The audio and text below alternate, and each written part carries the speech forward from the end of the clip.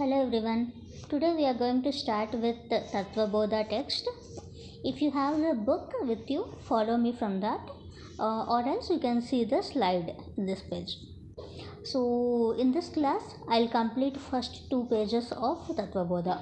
First I will chant the verses and then we'll give the introduction of Tattvabodha and then we'll see the explanation of each and every verse, and at the end of the class we will complete first 2 pages of Tattvabodha text. This is what the agenda is. So now I'll start with the class. I'm chanting the 2 pages of Tattvabodha.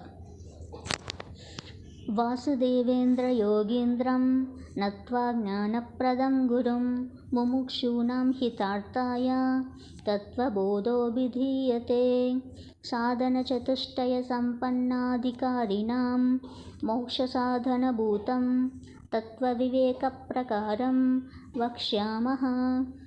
साधनचतुष्टयं किं नित्यानित्यवस्तुविवेकः इहामूर्तार्थफलभोगविरागः शमादिषट्कसम्पत्तिः मुमुक्षुत्वं चेति। नित्यानित्यवस्तुविवेकः कः? नित्यवस्त्वेकं ब्रह्म तत्यतिरिक्तं सर्वमनित्यम् अयमेव नित्यानित्यवस्तुविवेकः। विरागः कः? इह स्वर्गभोगेषु इच्छाराहित्यम्।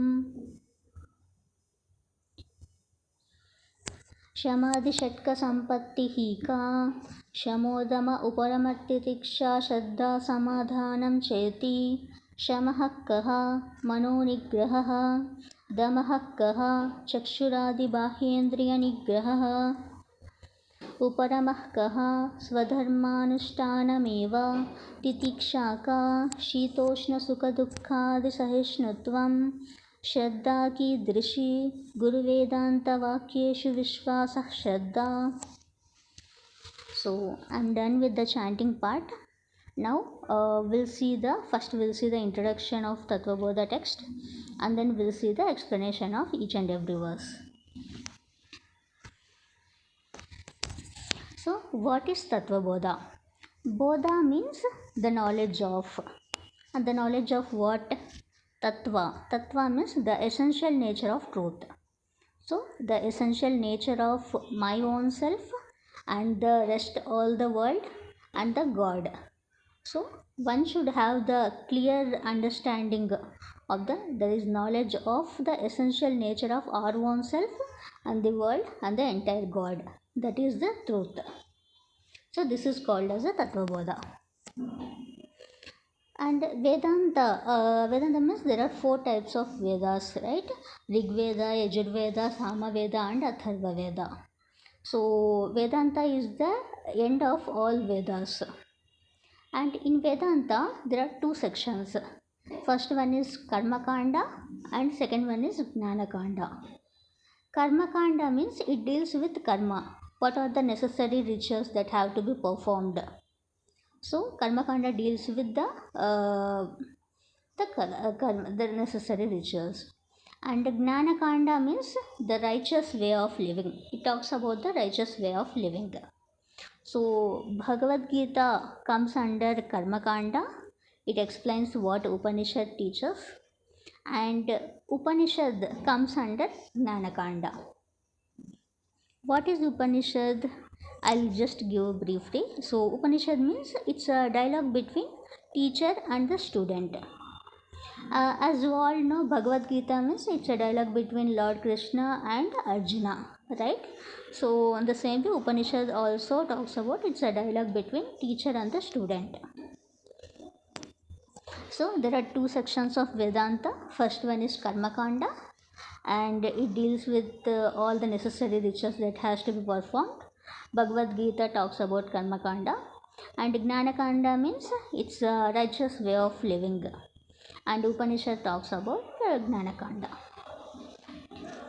And there is also one more section, that is Brahma Sutra. Brahma Sutra means it gives a clear understanding, systematic understanding of what Upanishad teaches. So all these 3 sections, that is the 2 sections of Vedanta, that is Karma Kanda, Gnana Kanda, and also one more section, that is Brahma Sutra. All these three sections are called as a Prasthana Trayam. Trayam means three sections, that is called as a Prasthana Trayam. And our author Adi Shankaracharya gave commentary on all these texts. That is, he gave the commentary on 18 chapters of Bhagavad Gita, and also he gave the commentary on Upanishad. In total Upanishad there are 1100 plus are there. But among all the 1100 plus Upanishads, majorly identified are 11 Upanishads. And so he gave commentary on all the Bhagavad Gita 18 chapters and all Upanishads and Brahma Sutras. So Adi Shankaracharya gave commentary on all these three texts. So this is the introduction about Tattvabodha. And now we'll see the first verse of Tattvabodha. I'm starting with the first verse. If you have a text with you, just follow me from that. I'm starting with the first verse. Vasudevendra योगीन्द्रं नत्वा ज्ञानप्रदं गुरुं मुमुक्षूणां हितार्थाय तत्त्वबोधो विधीयते. It means here our author Adi Shankaracharya is saluting his guru, his teacher, and also the Lord Krishna. He is saluting both. He is saluting his guru and also Lord Krishna, both for imparting him the knowledge of truth, and also as a token of gratitude, and also for removing all his delusions and the darkness of wrong perceptions and wrong conclusions, as a token of gratitude. So here author is saluting both his teacher and also Lord Sri Krishna. This is what the first verse is.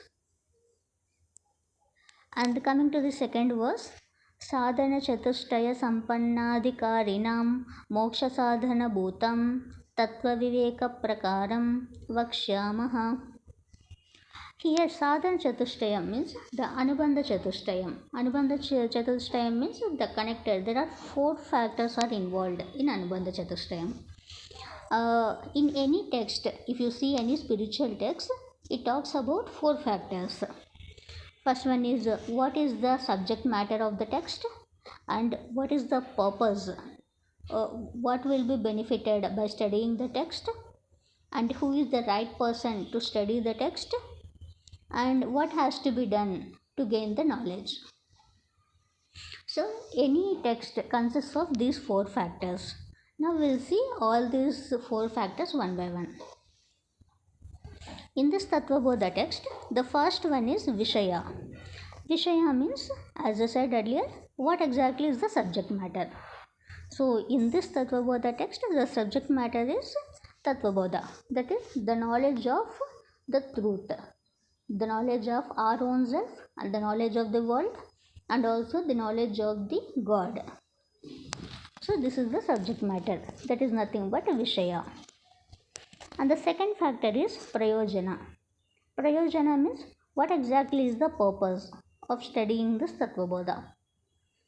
So the purpose is for the benefit of mumukshus. Mumukshu means the seekers of moksha.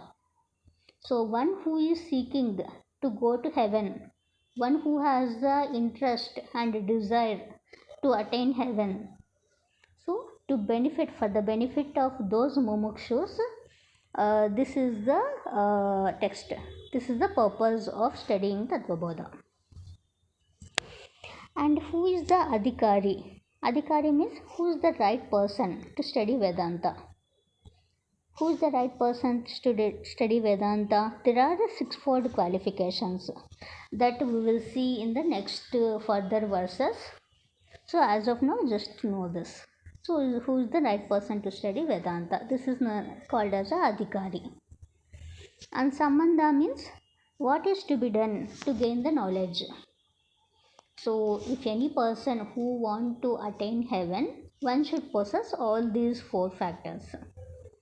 So what is to be studied, and what is the purpose of studying, and who is the right person to study, and what is to be done to gain that knowledge.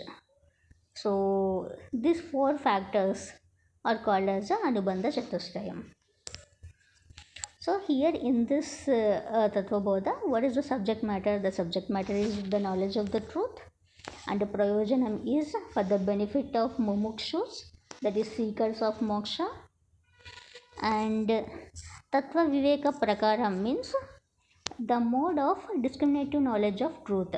So one should have the clear understanding of what is self and what is non-self. And Adhikari means one who is endowed with all the fourfold qualifications. Fourfold qualifications are, we'll see in the next verse. Moksha sadhana bhutam means it's a direct means of liberation.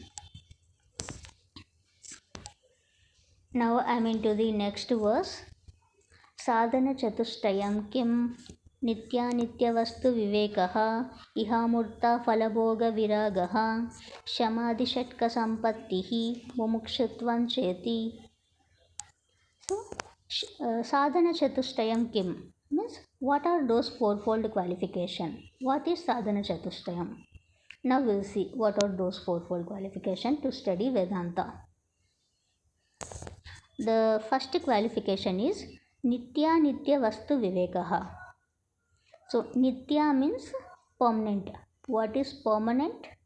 And anitya means what is temporary. Nitya means that is permanent, that is eternal, and that is timeless and changeless. And anitya means that is which is temporary, and which has a time bound, and which is frequently changing, and which is non-eternal. So one should have the discriminative knowledge of what is temporary and what is permanent, what is nitya and what is anitya. So this discriminative knowledge one should have. So that is the first qualification to study Vedanta. And what is the second qualification? Iha mutta falabhoga viragaha. It means one should be free from all the desires, temptations and fascinations towards any object or any person in this world or outside the world. So one should be free from all the desires, attachments or everything one should be free from all these temptations and etc.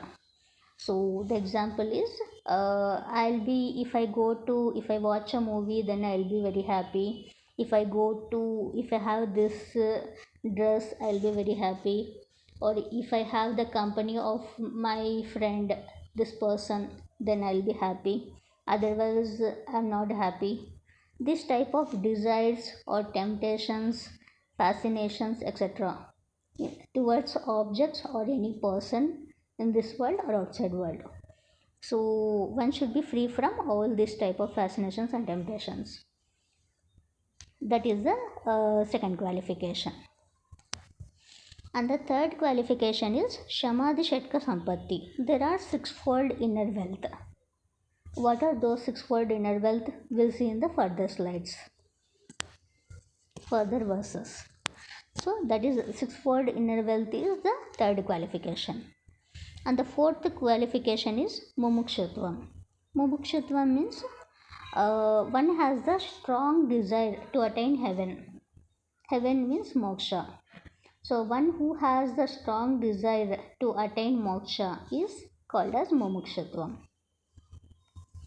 So what are the fourfold qualification to study Vedanta?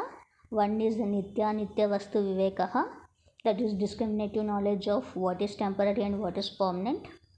And the second one is ihamurta falabhoga viragaha, that is freedom from fascinations and temptation towards any object in this world or the outside the world. And the third qualification is shamadhi shatka sampatti, that is sixfold inner wealth, which we are going to see in the further verses. And the last one is mumukshutvam. One should have a strong desire to attain heaven. These are the fourfold qualification to study Vedanta. Now we are into the next verse. Nitya nityavastu vivekah kaha nityavastvekam brahma तत्व्यतिरिक्तं सर्वमनित्यम् अयमेव नित्यानित्यवस्तु विवेकः. So नित्यानित्यवस्तु विवेकः कः? It means what exactly is नित्यानित्यवस्तु? So what is temporary? What is permanent? What is this understanding? So let's see that. Nityavastvekam Brahma. So only Brahma is Satyam. Only Brahma is permanent, eternal, changeless and limitless. And the rest, all, entire world is temporary, perishable and non-eternal and time-bound and changing. So, Nityavastvekam Brahma Tattvyatiriktam Sarvam Anityam. So, only Brahma is permanent, rest all are temporary and perishable. Ayameva nitya nitya vastu vivekaha. This is what nitya nitya vastu vivekaha. So this is what the clear understanding, discriminative understanding of what is nitya and what is anitya. So this verse is done, and now we'll see the next verse. Viragah kaha iha svarga bhogeshu ichcha rahityam. Viraga kaha means what exactly is viraga? Viraga means vairagya. Raga means passion or attachment or desire, and viraga means opposite to raga, that is dispassion. Dispassion towards what? Iha svarga bhogeshu ichcha rahityam. It means dispassion from the enjoyment towards any object or any person that exists in this world or outside the world. So that dispassion one should gain. So I should be free from all my desires, temptations and attachments towards any person or any object in this world or outside the world. So then only I am eligible to study Vedanta, and I have a chances to go to heaven, to attain heaven. So that is called as a vairagya. That dispassion I should gain. And when this vairagya will come, when I will get this dispassion, when I have a clear understanding, that is viveka. When I have a viveka, then I can gain vairagya. So viveka means, as I said earlier, when I have a discriminative understanding of what is nitya and what is anitya. So only limitless Brahman is permanent, and rest all this entire world, all these objects and person, rest all the world is temporary. So when I have that clear understanding, then I can easily gain this dispassion. So viveka is the basis of attaining vairagya. So I'm into the next verse now.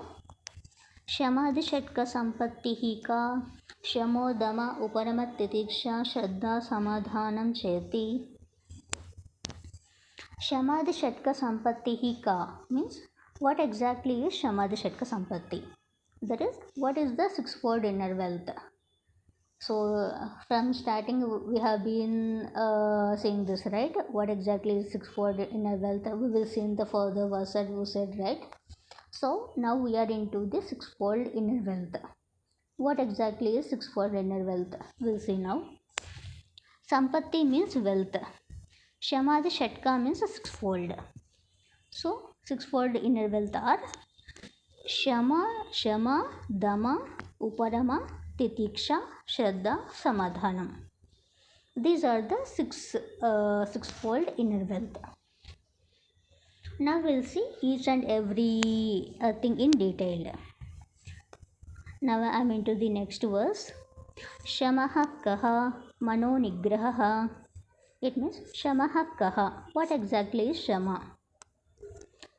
So mano nigraha, it means mastery over the mind, having a settled mind, having a controlled mind, having a composure, having composed thinking, and not immediately reacting towards any person or towards any situation.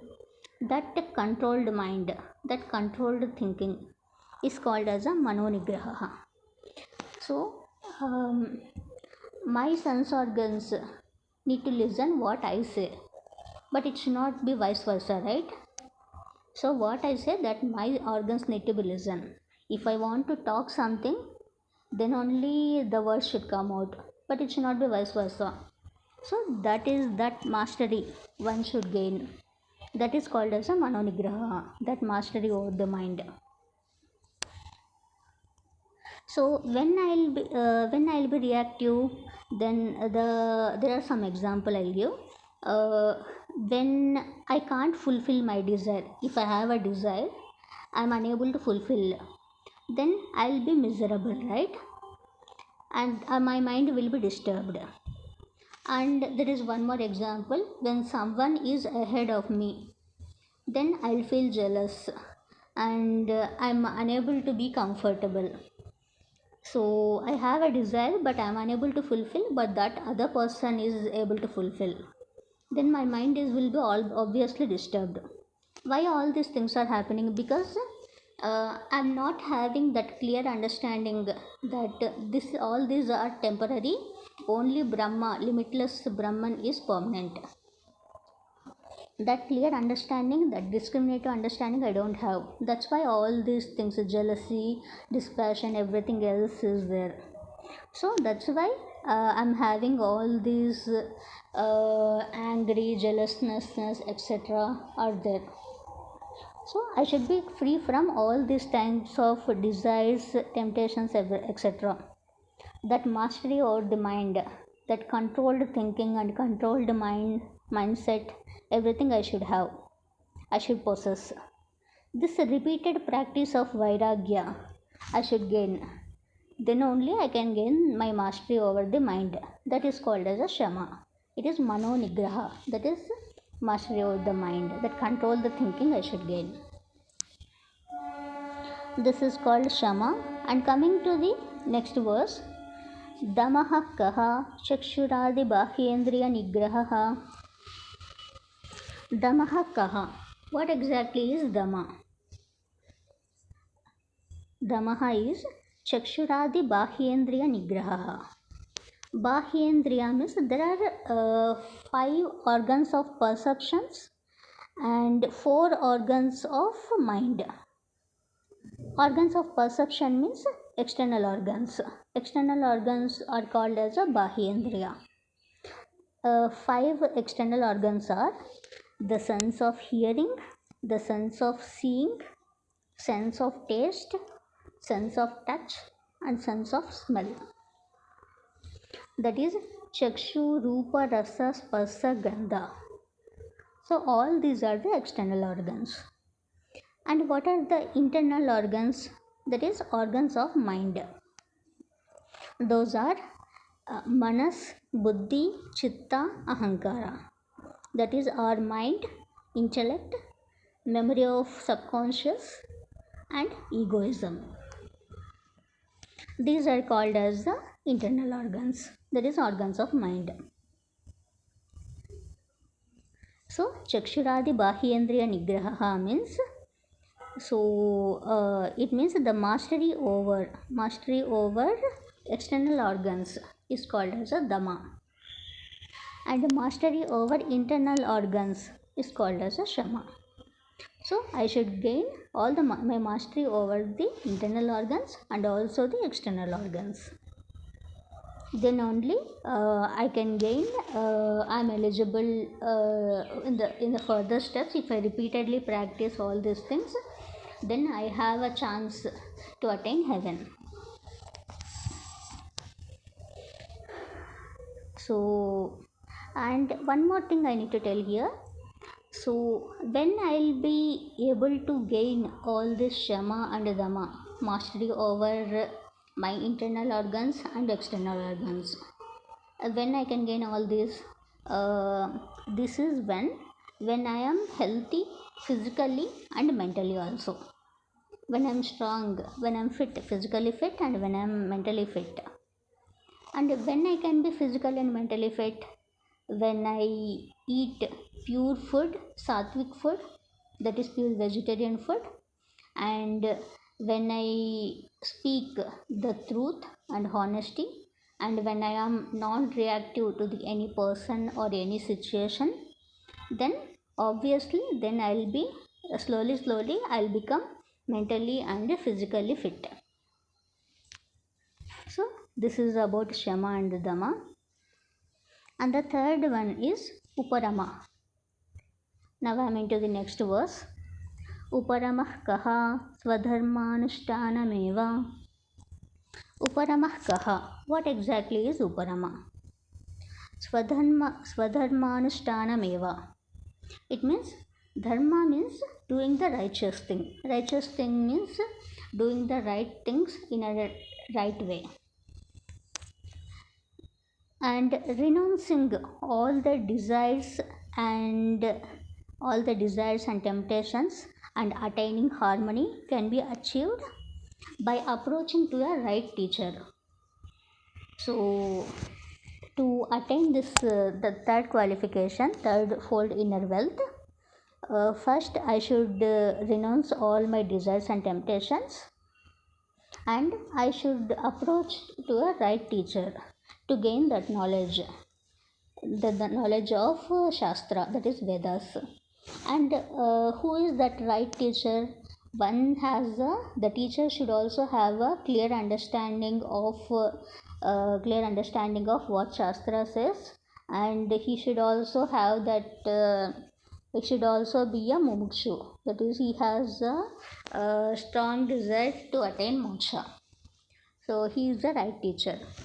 So to gain my knowledge, I should approach a right teacher, and with a complete shraddha and bhakti towards the Vedic scriptures, and also towards my teacher.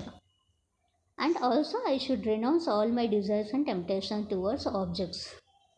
Then only slowly and slowly I can gain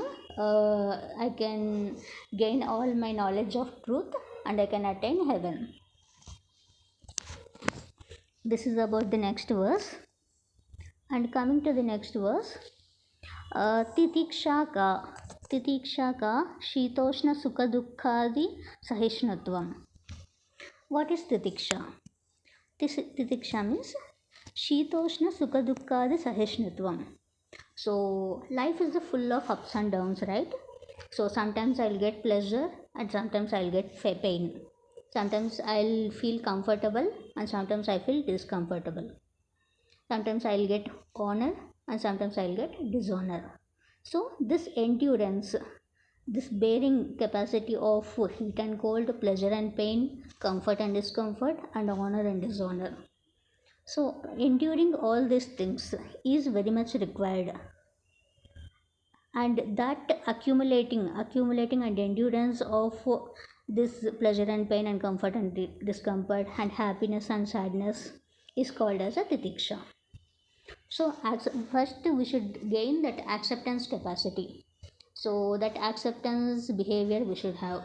So whatever comes in my way, whether I get happy situation or sad situation, or whether I get honor or dishonor, I should accept with the prasada buddhi. So whatever it comes to me, we should think like God gave me this situation, so I have to bear it. So I should not be reactive to that situation. At the same time, I should also not take that pain, inner pain. I should be able to accept that situation, and I should be strong enough. I should cross that situation, and I should be able to succeed in my life. So that is called as a titiksha. Now we are into the last verse of the second page. at the end of today's class. श्रद्धा की दृषि गुरु वेदांत वाक्येषु विश्वास श्रद्धा. श्रद्धा की दृषि. What exactly is Shraddha? So what exactly is Shraddha? Shraddha means Shraddha towards Guru Vedanta Vakyeshu Vishwasa Shraddha. So I should have the complete trust towards my Vedic scriptures, whatever the text I am going to study, and also I should also have that trust and devotion towards the Vedic scriptures. Then obviously slowly I can gain the knowledge of truth, and also I have the chances to attain heaven. So that is called as a Shraddha. So what is Shraddha? Shraddha means I should have a complete trust and devotion towards my Vedic scriptures and also the words of my Guru. Then that is called as a Shraddha. So this is what for today's class. In the next class, we'll see further 2 pages of Tattvabodha. Thank you all for joining. We'll meet in the next class.